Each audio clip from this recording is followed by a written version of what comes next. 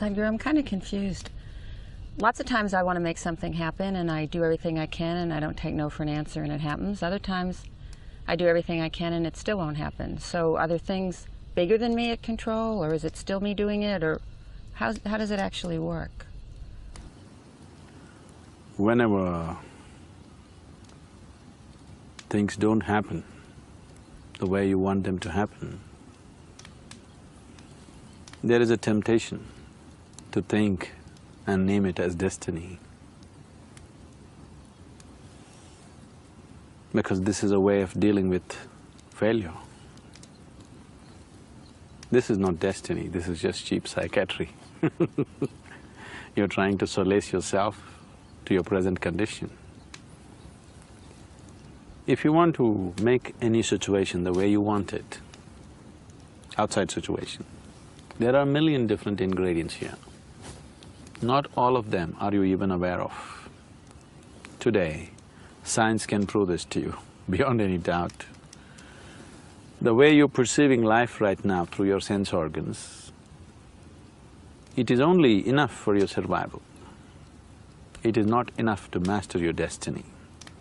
Today, modern physics and the neurosciences clearly telling you that whatever you're perceiving through five senses are not the way it really is. Here, sun is just setting.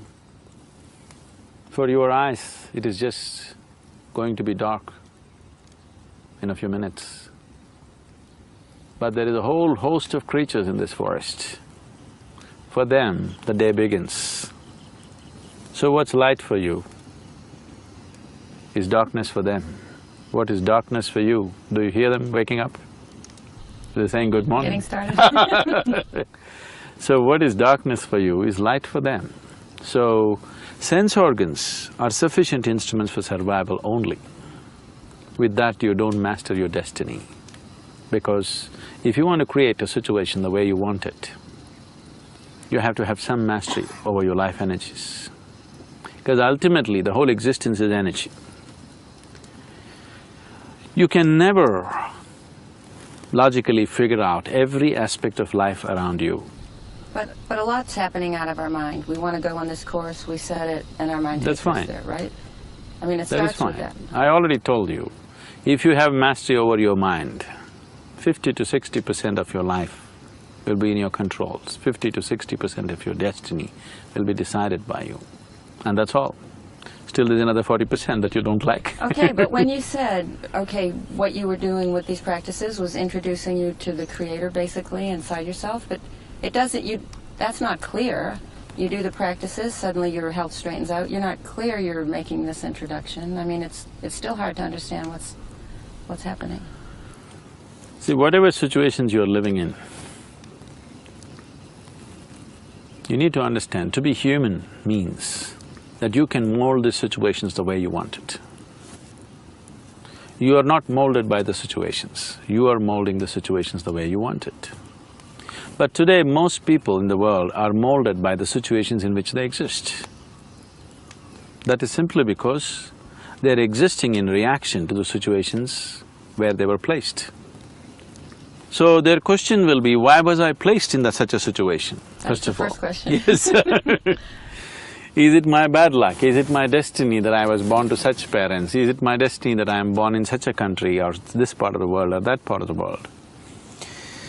Everything that you know as myself today is just an accumulation of impressions and physical body. What you accumulate can be yours, can never be you, isn't it? So what is you is yet to be introduced to you. It is yet to come into experience, it is in an unconscious state. You're only conscious of small parts of your accumulation. You're not even 100% conscious of what you have accumulated. So you are trying to live your life through your accumulations. You're trying to live your life through what you have gathered, not through who you are. Now, because of the type of accumulations you have developed certain tendencies, so naturally you move in certain directions. Today, science has proved to us, beyond any doubt, that the whole existence is same energy. the air and the water are actually same energy, yes? Yes. H and O are here. When they gather together in the right proportion, H2O, Right. this is it. Right. Very different, isn't it? Yes. Look at the water body, look at the air, very different. Here you can breathe, there you cannot breathe, you'll drown. So now water has certain tendencies. Right now, people believe and eulogize this usually, that the river's destiny is ocean. River's destiny is not ocean. River has no destiny. Because water, because it's H2O, because of a certain gathering, it has acquired a certain tendency. So it is always trying to find its own level. Because of that, it's moving in a certain direction. Here we are, this river or this bunch of streams have been dammed. Do you think the water which is dammed here and is right here right now is screaming, I want to go to the ocean? Probably not. It is not screaming that it wants to go to the ocean. It has no idea what is the ocean. It is not longing to go to the ocean. But if you open up the dam, naturally it may go. That is because of the tendencies of the water. Similarly, you have acquired certain tendencies depending upon what you have gathered within yourself. What type of impressions you have gathered, accordingly you have gathered tendencies. It is not that this cannot be changed. This water is trying to go to the river, always flowing downward, isn't it? If evaporation happens, suddenly the water moves upward. Isn't it defying the law? So we can change… Similarly, whatever your current tendencies are, if you do certain things with yourself, you can completely change that. In 24 hours' time, you can completely rewire yourself, irrespective of your past experience of life. Completely. Your genetics, Completely. your DNA, yes. In Irrespective 24 of hours' who time. your parents were, where you were born, where you grew up, irrespective of all that, you can completely rewire yourself in 24 hours' time. I can show you any number of people who have become like that, totally transformed. That's what we mean by transformation. We're not talking about change, we are talking about transformation. So, what's wrong with the way I am? Nothing wrong. If you ask me, what's wrong in being limited? Nothing wrong. It's just limited, that's all. I'm not asking that. 100 years ago, whatever they believed as their destiny, many of those things, we have taken them into our hands, isn't it today? Varieties of diseases, infections, deaths. All these things we believed were destiny. If 1 million people died of Black Plague, we thought it's their destiny, it's God's will, isn't it? They even told you, your marriages were made in heaven. You don't believe that anymore, do you? Maybe once. So, so many things you believed because that's what they told you, but many things that you thought was really destiny, out of control, determined by God or somebody else up there, today all those things are in your hands, because we have taken charge of a few things.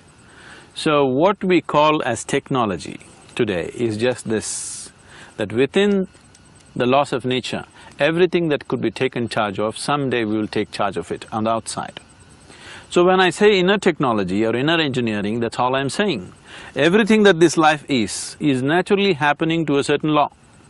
If you understand, if you perceive and if you know what is the nature of life within you, you can take charge of it completely, the way it happens. If you take charge of your life completely the way it happens, your physical body, your mind, your emotion and the life energies, if you take charge of it, then would you let any unpleasantness happen to you? Never. Unpleasantness is happening to you in the form of anger, fear, anxiety, stress, because your basic faculties like body, mind, energy, emotion, nothing takes instructions from you. They're doing their own things, as if they don't belong to you. They must be doing… Your mind and your body is here to serve the life within you. But right now, the life within you is enslaved to your mind and your body. This is a complete distortion of life, the way it should function. You're trying to handle life topsy-turvy, upside down. So no wonder so many things are out of control. Even if things are in control, you're still anxious. Sadhguru, why is it running on its own, the mind? And I mean, where did all this, how did I start it, or how did it get started? Every moment of your life, whether you're awake or asleep, moments of sleep and moments of wakefulness, everything that comes in contact with your five senses is recorded within you on many different levels. On the level of your mind, on the level of your body, on the level of your chemistry, on the level of your very energies, it is recorded. These are the backup systems so that you don't lose your software. This software is what traditionally people are referring to as karma. Karma means a certain accumulated mass of information which has now formed its own tendencies. Here in the East, in India, we refer to these tendencies as vasanas. What vasana means is, literally means smell. So what kind of garbage you have in your head, that's a kind of smell. Accordingly, things happen to you, that's the kind of life you attract towards yourself, that is the direction in which you go. So, this is accumulated impressions. So it is a software that you wrote for yourself unconsciously. Whatever you can do unconsciously, you can also do it consciously, isn't it?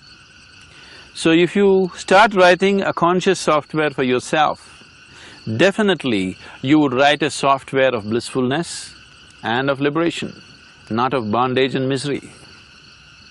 You would not cause any kind of misery to yourself consciously. So, essentially the problem is just that you're unconscious of many aspects of life within yourself. You're trying to conduct your life without understanding how this human mechanism functions, what it is about. It is just like you got into your car, you don't know what these three pedals are. In America you have only two, yeah? Okay. You don't know what these two pedals are. Whenever you feel like it, you kick any one of them. You know what a jerky driver you will be? Terrible. Right now, isn't your well-being that jerky? Sort of. It is, isn't it? You went outside, someone told you, you're the most wonderful person on this planet. You are floating on cloud, what number? 9 at least. Only 9?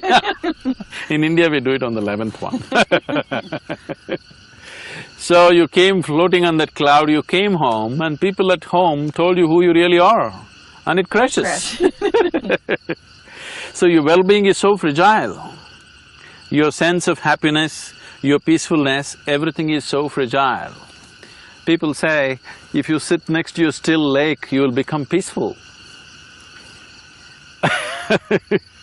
The still lake doesn't know what is peace, I want you to know this.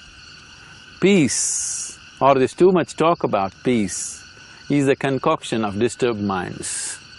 Too many disturbed minds, so they're making up this whole business of peace. You don't have to do anything to be peaceful. If you don't mess yourself, you are peaceful. How else to be? I don't know how else to be.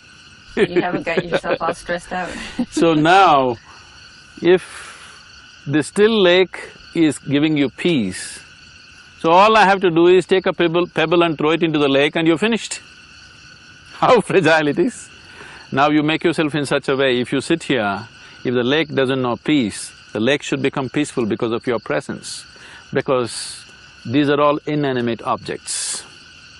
But here, the very source of creation is becoming conscious. I'm not saying it is not there, it is there also, but in a different form. Here it is much more possible to access. Once you have access of that, your presence settles everything around you. What is around you doesn't settle you. Right now, if they want peace, they go to the top of the mountain, a lake or an ocean. No, wherever you go, that whole place should become peaceful. We have sayings like this in India, if one being gets enlightened, the whole world will experience peace. When there are poetic ways of expression. When certain yogis got enlightened and they walked through the forest, the trees bloomed out of season. So does it, one enlightened being affects the whole creation in a positive way? Definitely he does. Definitely he does. If you have a small percentage of them, the world would change dramatically. That's what we're trying to create. That's what we're working for, to create at least a small percentage of them. If you create a small percentage of beings who are totally in charge of the life process within themselves, their very reverberation that they create, they can bring peace to the world. At the same time, I am not talking about peace in terms of war and peace. Even if there is no war, there is no peace in human mind. It can create all kinds of Yes, there is a war being waged upon yourself, within yourself, isn't it? regularly. If that is taken off, there is peace.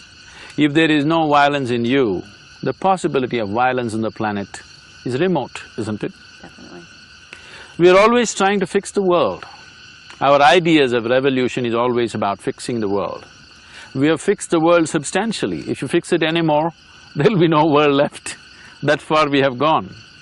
However much you fix the world, still human beings are not happy because we have not done anything about fixing the interiority. There is no universal salvation without individual salvation. There is no universal transformation without individual transformation. If you, me and one more person are transformed, a small piece of the world is transformed. This is the only way it can happen. It cannot happen from somewhere else. It can only happen from within. So when we talk about spiritual processes, we are not talking about going to temple, mosque or church. We are not talking about looking up or looking down or looking around. We are talking about looking inward, which is a completely different dimension. All your life you looked outward. Look at the irony of it right now. Let me tell you something. This moment you're sitting here, do you see me? Where am I? Right here. Where? Right here. Here. Not true. This light is falling upon me, reflecting, going through your lenses, inverted image in the retina, you know the whole story. So where am I right now? Right here. Yes. So you see me inside of yourself. Where do you hear me? Inside of yourself. Where are the mountains? Where are the mountains? Seeing them inside of yourself. Where is the lake? So that's like inside of yourself. This is like some So, hologram? have you seen anything outside of yourself? I guess not. You have not. Your whole perception has always been within yourself. But now the problem is, your sense organs are outward bound. So your sense organs never give you access to the internal, but your whole experience of life is internal. This is the struggle. This is the reason why people are not in charge of their lives. This is the reason why people think their lives are being run from somewhere else. But for me, for 30 years, I've known I wanted to go inward and I've had no luck. Nobody ever does it by luck. Well, even with effort, it didn't work. Let me tell you a joke. You know, our center in Michigan, if you go there in winter, one of the sport for people is ice fishing because the Great Lakes freeze and people go cut a hole in the ice and do fishing. So on a certain day, an old-timer went ice fishing in the peak winter time, just around Detroit. So he cut a small hole, sat down, put his line and sat down there with a crate of beer next to him because fishing is a patience game. So he waited the whole day. The beer cans got emptier and emptier, he got little dizzy, but no fish. Went morning 10 o'clock, already 4 in the evening, still not a single fish. But it doesn't matter. Fishing is not about fishing. Fishing is about killing time and drinking beer. But then at 4 in the evening, a boy from downtown area with a huge boombox on his shoulder, blaring rap music, came jiving like that and came sat down close to the old man, somewhere little away, at a little distance from the old man, cut a hole, sat down for fishing. He put his line. The old man looked at him. No fool like a young fool. Both of us agree.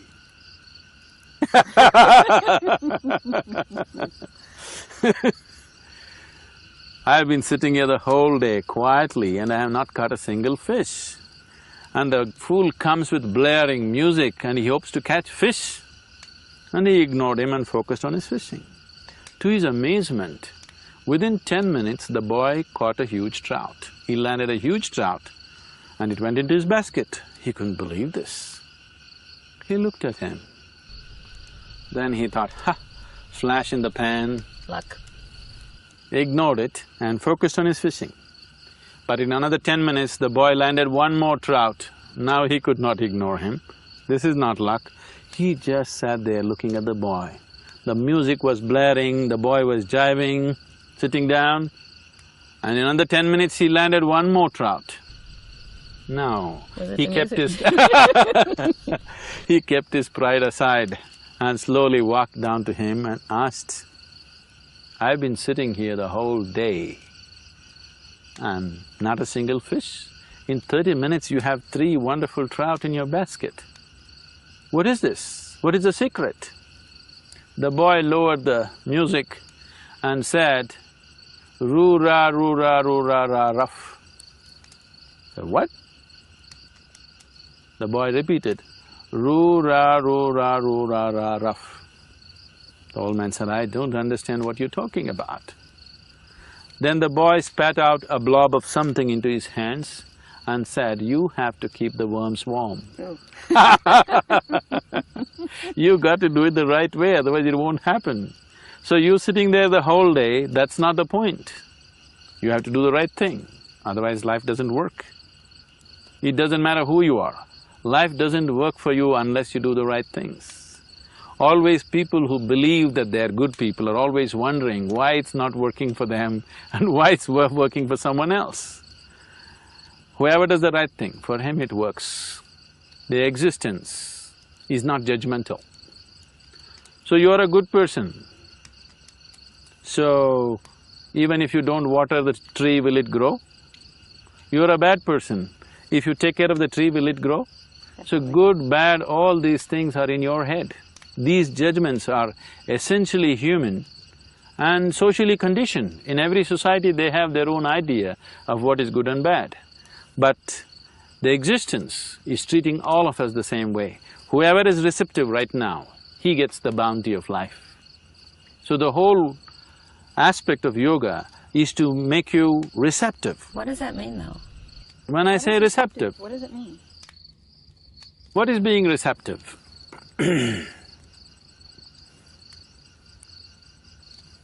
I don't know how many years ago you heard of Isaac Newton. He saw an apple falling down. And that's a great observation.